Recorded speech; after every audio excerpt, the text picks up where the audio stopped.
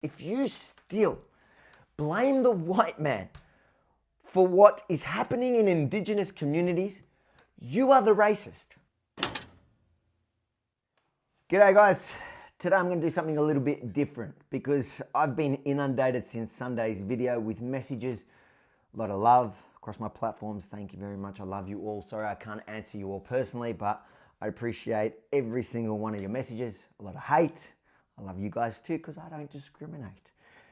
Keep them coming. That way I know you're watching what I'm doing. But what I'm going to answer here today in this video is a lot of the genuine questions that I got regarding the stats. Now, I know in the video I did say that it sounded like I was saying that the stats I have, the source is from TR News, which they're not. I was actually just answering the girl sitting on the train on the other side. The microphone just happened to pick up the gentleman talking to me, and he'd asked the sources. So the sources to all my stats will be in the tr.news article that I'm putting up with this video. So you can go check them out for yourself. They're all 100% legitimate government sources here in Australia.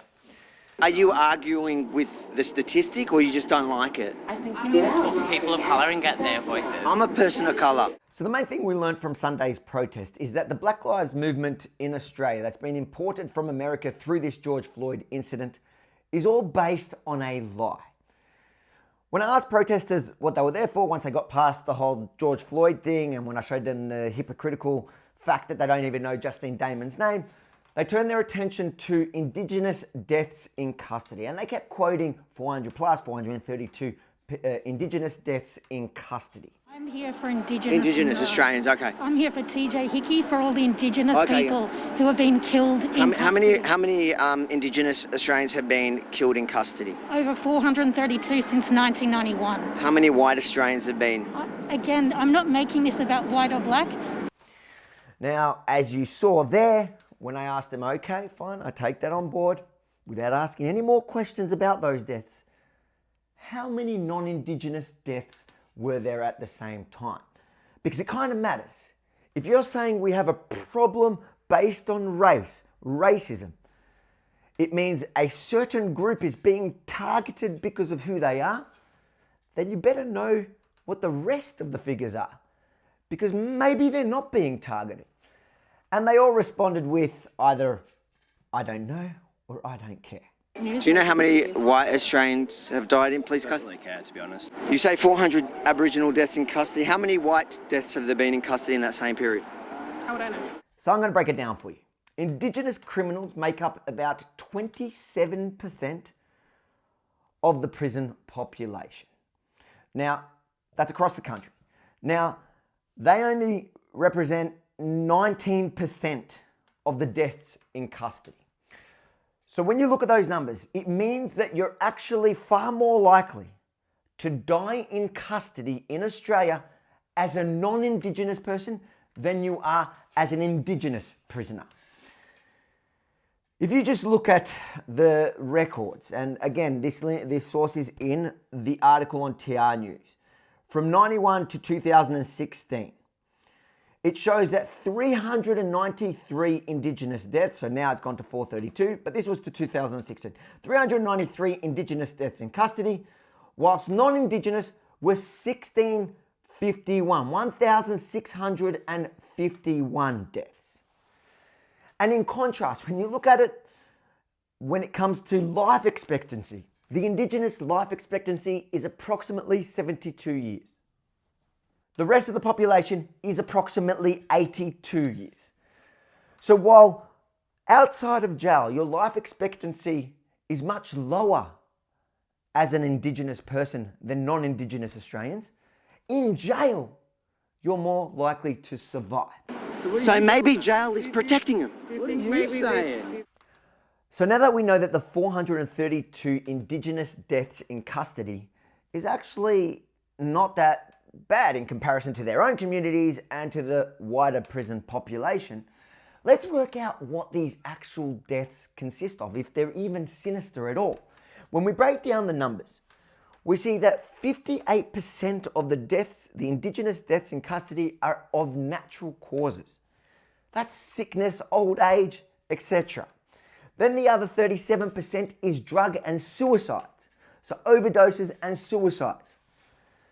And that leaves only 5%, which they come down to external injuries, which are either from falling or prison fights, majority. Nearly no cases have any police or guard involvement, authority involvement at all. In most of the cases, they're not even in the vicinity. So the myth of these death in custodies that we've got to bring them down means we've got to stop people from mostly getting sick like they would anywhere else. In fact, they get sick less in Australian jails than they do in their own Indigenous communities. And we need them to take down drug and suicides, which unfortunately in the Indigenous community is rampant. That's why their numbers, that's why their life expectancy is so much lower. In jail, again, they are better off. I'm not saying jail no more. I'm just saying that the Black Lives Matter movement is based on a myth. It means that hundreds of thousands of people took to the streets, took to the cities, put millions of Australians' lives at risk for 432 mostly natural deaths in 29 years. So then the question that followed that, when I saw in some of the comments when some of these points were brought up in the comments on Facebook, on YouTube, on Twitter, you know, the geniuses that were standing at the protest that are really angry that I made this video go, oh yeah, but what about, you know, when you've proven those points, they say, what about the incarceration rates? Why are they so bloody high? Because the Aboriginal population is about 3.3. So a bit over 3% of Australia's population is Indigenous. Yet they represent 27% of our prison population. So to understand that, you've got to look at the types of crimes that they're getting jailed for. So the crimes that they're being jailed for, let's look. The murder rate. Australia's murder rate, the Indigenous population is responsible for 16% of our murder rate. So that's a bit over 3%. So I think it's about 15.8, but a bit over 3% of our population, the Indigenous community, is responsible for almost 16% of our murder rate. Then when you look at real domestic violence, I'm not talking about, you know, vindictive exes that are trying to get custody of their children and using the court system to make up some bullshit stories. I'm talking about actual domestic violence where the victim goes to hospital with serious injuries. When you look at White Ribbon, they put out a report that says that Indigenous women are 32 times more likely to be hospitalised than non-Indigenous Australians. When you look at children, 25% of children who are sexually or physically abused in Australia are Indigenous. So if you're one of those people protesting that we need to bring down the incarceration rates of Indigenous people, that means you want us to stop jailing murderers, stop jailing real domestic violence abusers, and stop jailing child abusers. I believe most of the people that actually attended the protests and some of these protests are not bad people. They're good people. They've been misled. They've read, you know, The Guardian and a lot of the mainstream media, and they believe the false narrative. But now, after all this information, after you've read and looked into all this, if you still blame the white man for what is happening in Indigenous communities, you are the racist. The fact is, the white man did not put the bottle of alcohol, the drugs, in the hands of the Indigenous person. The fact is, they didn't put the knife in his hand either, that he stabbed his girlfriend and murdered her. They didn't sexually abuse the children. So if you don't start actually standing up and fighting for the real victims and defending them against the real perpetrators, then it's on you. Now, if you're going to tell me, like I've seen in the comments or in my face on the day, that Justine Damon cannot be compared to George Floyd, and that's why nobody knows it, is because Justine Damon wasn't racially motivated while George Floyd was, I'll tell you that's a load of crap. I'm not saying Justine Damon was racially motivated. I've seen no evidence of it. But same as George Floyd.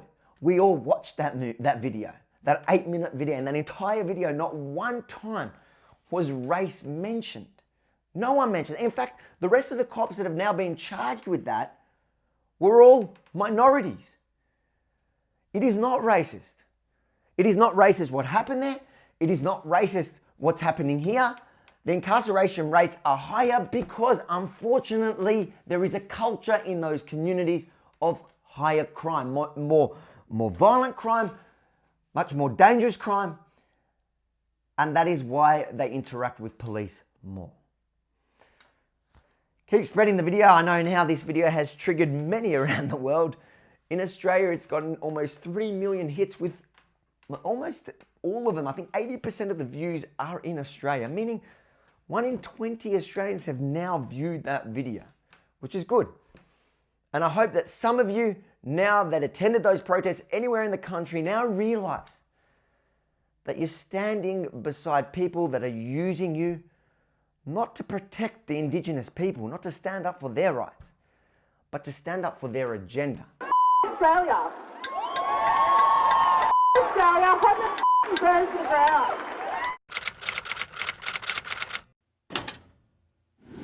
If you support the work we do here at Town News, if you want to ensure we can continue to bring you the stories the mainstream media refuses to tell, please go to tr.news/support now. We can only do this with your generosity.